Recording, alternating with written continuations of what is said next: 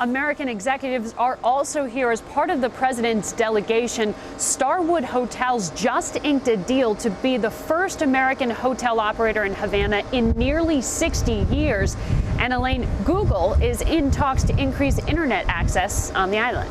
Well, Margaret, can we just talk about this news conference first of all? How rare is it to be able to see Raul Castro answering questions by the media?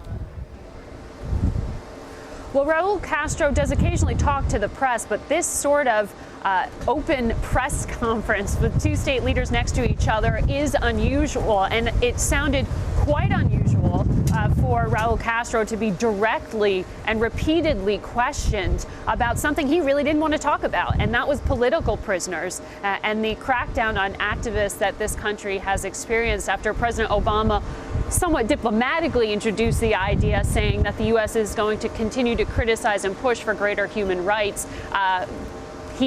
Castro did get a taste of the freedom of the press when journalists pushed him on why are you holding any political prisoners. He flatly refuted the idea, saying we don't have any. All right, Margaret, let's talk about one of the main focuses of the news conference, the trade embargo. Castro stood his ground, insisting it should end. President Obama reiterated that, quote, the embargo is going to end, that it's now up to Congress. What are the next steps of the process? Well, that's the thing.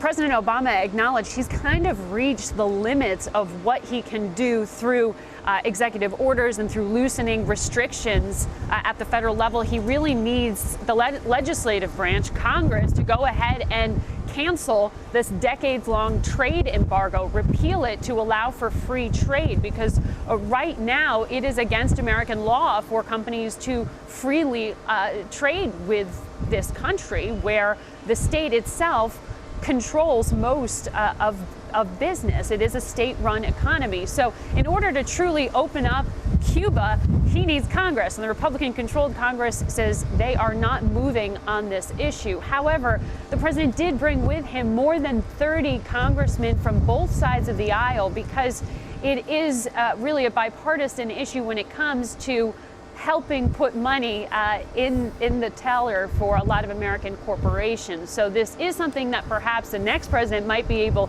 to push forward if they want to continue this policy. President Obama is betting that if he does as much as he possibly can before leaving office to build those financial ties, that it will be extremely difficult, if not against the interests of the next president, to try to repeal that. All right, Margaret Brennan in Havana. Thank you so much, Margaret.